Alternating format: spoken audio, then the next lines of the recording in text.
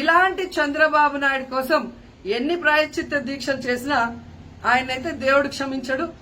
అలాగే హిందువులు కూడా చంద్రబాబు నాయుడిని క్షమించరు. ఆ పాపం నుంచి తప్పించుకోవడానికి పవన్ కళ్యాణ్ చేస్తున్న ఈ 11 రోజుల ప్రాయశ్చిత్త దీక్ష పవన్ కళ్యాణ్కి మాత్రమే పనికొస్తుంది. బీజేపీకి సంబంధించిన వాళ్ళు ఉన్నారు. మరి ఆ రోజు తప్పు జరిగితే వీళ్ళందరూ ఎందుకు మోడీ గారికి, అమిత్ షాకి ఇన్ఫార్మ్ చేయలేదు, ఎందుకు దీని మీద చర్యలు చేపట్టలేదు అనేది నేను అడుగుతున్నా. అలాగే ఈరోజు తెలుగుదేశం పార్టీ అధికార పార్టీలో ఉన్న వేమిరెడ్డి ప్రశాంతి గారు ఆ 5 సంవత్సరాల కాలంలో ఈ పర్చేసింగ్ కమిటీలో 5 సంవత్సరాలు ఉన్నారు. అలాగే ఇప్పుడు మంత్రిగా ఉన్న పార్థసారథి గారు కూడా పర్చేసింగ్ కమిటీలో ఉన్నారు. మరి వాళ్ళని విచారించండి. ఆ బోర్డు మెంబర్లందరినీ బయటకు వచ్చి మాట్లాడమని చెప్పండి. తప్పు జరిగిందా లేదా? ఈరోజు ఇంతమంది గొప్ప గొప్ప వాళ్ళు తిరుమలకు పోయి లడ్డు తిన్నా జరగని తప్పు వాళ్ళ పర్చేస్ కమిటీలో ఉన్న వాళ్ళు జనసేన పార్టీ, తెలుగుదేశం పార్టీలో చేరిన వాళ్ళని మాట్లాడకుండా కేవలం జగన్ గారిని టార్గెట్ చేసి మాట్లాడటం చూస్తే రాజకీయ లబ్ధి కోసం తిరుమల పవిత్రను భ్రష్టు పట్టిస్తూ ఈరోజు చంద్రబాబు నాయుడు చేస్తున్న నీచ నికృష్ట రాజకీయాలు అందరూ కూడా గమనించి ఆ చంద్రబాబు నాయుడికి బుద్ధి చెప్పమని కోరుకుంటున్నా. ఇక ఫైనల్ గా తనని ఎవరో నమ్మరు అనుకున్నప్పుడు పవన్ కళ్యాణ్ గారిని ఫ్రేమ్ లోకి తీసుకురావడం చూస్తున్నాం. ఇది కూడా మనం అందరూ కూడా గమనించాలి. ఎందుకంటే ప్రాయశ్చిత్త దీక్ష చేస్తున్నానని పవన్ కళ్యాణ్ అంటున్నారు. ప్రాయశ్చిత్త దీక్ష ఎవరు చేస్తారు? తప్పు చేసిన వాళ్ళు చేస్తారు. అంటే చంద్రబాబు నాయుడు తప్పు చేశాడు, ఇది అబద్ధం, ఈ లడ్డూలో కల్తీ జరగలేదు, ఇది నాకెక్కడొచ్చి ఆ పాపం చుట్టుకుంటుందన్న భయంతో పవన్ కళ్యాణ్ ప్రాయశ్చిత్త దీక్ష చేస్తున్నారనేది ఈ రోజు మాకు అందరికీ అర్థమవుతున్న విషయం. ఎందుకంటే ఈ రాష్ట్రంలో తిరుమల కొండ మీద 1000 కాళ్ల మండపాన్ని కొట్టేసింది చంద్రబాబు నాయుడు. దుర్గా గుడిలో క్షుద్ర పూజలు చేయించింది చంద్రబాబు నాయుడు. విజయవాడలో 25కు పైగా పవిత్రమైన దేవాలయాల్ని కూర్చింది చంద్రబాబు నాయుడు. పూజల్లో బూట్లు వేసుకొని పూజలు చేస్తూ అన్ని తొక్కేసింది చంద్రబాబు నాయుడు గారు. ఇలాంటి చంద్రబాబు నాయుడు కోసం ఎన్ని ప్రాయశ్చిత్త దీక్షలు చేసినా ఆయనైతే దేవుడు క్షమించడు. అలాగే హిందువులు కూడా చంద్రబాబు నాయుడిని క్షమించరు. ఆ పాపం నుంచి తప్పించుకోవడానికి పవన్ కళ్యాణ్ చేస్తున్న కానీ ఈరోజు నేను మాట్లాడుతుంది ఈ ప్రాయశ్చితం దేనికి దీక్ష అనుకుని నేను ఎప్పుడు మీ అందరికీ తెలుసు. 5 సంవత్సరాల వైసీపీ పాలనలో ఇదే దేవాలయంలో కనకదుర్గ అమ్మవారి రథం తాలూకు మన సింహాలు మాయమైనవి, కొన్ని ఇబ్బందులు తప్పులు జరిగినాయి అంటే ఒక్కొక్కరు ఎలా మాట్లాడారు వైసీపీ నాయకులు? వాళ్ళెవరు ముస్లిమ్స్ కాదు, హిందూస్ కాదు, వాళ్ళెవరు ముస్లిమ్స్ కాదు, క్రిస్టియన్స్ కాదు, హిందువులే అందరూ.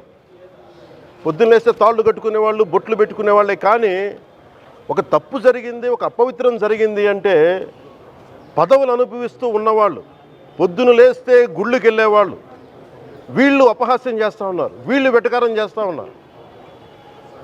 ఈ ఎంటైర్ ఈ విషయంలో వాళ్ళు మతం పుచ్చుకున్నారా లేదా నాకు అన్నీ తెలియదు. వైవి సుబ్బారెడ్డి గారు ఉన్నారు, భూమన కరుణాకర్ రెడ్డి గారు ఉన్నారు, వారి కుటుంబ సభ్యులు ఉన్నారు. ఎవరైనా సరే మీరు మతం పుచ్చుకున్నారా లేదా నాకు తెలియదు. అవన్నీ అది మీరు బయటికి చెప్పుకుంటారా లేదు నాకు తెలియదు. నేను అది కూడా మాట్లాడట్లా. కానీ మీరు బాధ్యత తీసుకున్నారు. మీరు హైందవ ధర్మాన్ని కాపాడుతానని మీరు బాధ్యత తీసుకున్నప్పుడు కాపాడాల్సిన అవసరం మీ మీద ఉంది. బోర్డుని మీరు స్థాపించారు, మేము స్థాపించలా. తప్పులు జరిగినాయి. తప్పులు జరిగితే వైఎస్ జగన్ గారు ఏం చెప్పాలి? ఒకవేళ నాకు తెలియకుండా మేము ఆయన బ్లేమ్ చేయట్లా. కానీ మీ ఆధ్వర్యంలో జరిగింది, మీరు కాన్స్టిట్యూట్ చేసిన బోర్డు వల్ల జరిగిన తప్పిదాలు ఇవి, మేము కనుగొన్నాం. ల్యాబ్ టెస్టులు ఇవన్నీ మేము ఆటలాడతామా? ఇవన్నీ వీటితోటి సెంటిమెంట్స్ తోటి మాకు బాధ్యత లేదా? నేను నిజంగా కనుక చాలా బలమైన సనాతన ధర్మాన్ని పాటించేవాడిని. చిన్నప్పటి నుంచి పొద్దున్న లేచినప్పటి నుంచి రాత్రి పడుకునేదాకా మా ఇంట్లో రామనామం ఉండేది, రామ జపం ఉండేది మా ఇంట్లో. అలాంటి రామభక్తులం మేము. కానీ రామతీర్థం విగ్రహాన్ని, రాముడి విగ్రహాన్ని శిరచ్ఛేదం జరిగినప్పుడు ఒక సగటు సనాతనవాదిగా, సగటు హిందువుగా, సగటు రామభక్తుడిగా బయటకు వచ్చి చాలా గొడవలు చేయగల సత్తా ఉన్నవాడిని గుర్తుపెట్టుకోండి. ముఖ్యంగా వైసీపీ నాయకులకి, నన్ను విమర్శించే దేశ యావత్తు నన్ను విమర్శించే ప్రతి ఒక్కరికి తెలియజేస్తున్నా, గొడవ పెట్టుకోవాలంటే చాలా బలంగా గొడవ పెట్టుకోవాలి. కానీ నాది పేదవాళ్ళ కష్టాలు, క్రిమినలైజేషన్ ఆఫ్ పాలిటిక్స్, వీటి మీద మేము మాట్లాడతాం, వీటి మీద తప్పించాం. ప్రజలు బాగుండాలి, కాన్స్టిట్యూషన్ వాల్యూస్ని అప్హోల్డ్ చేయాలి, రాజ్యాంగం బాగుండాలి, వీటి కోసం తపన పడేవాళ్ళం. కానీ సెక్యులరిజం పేరు మీద,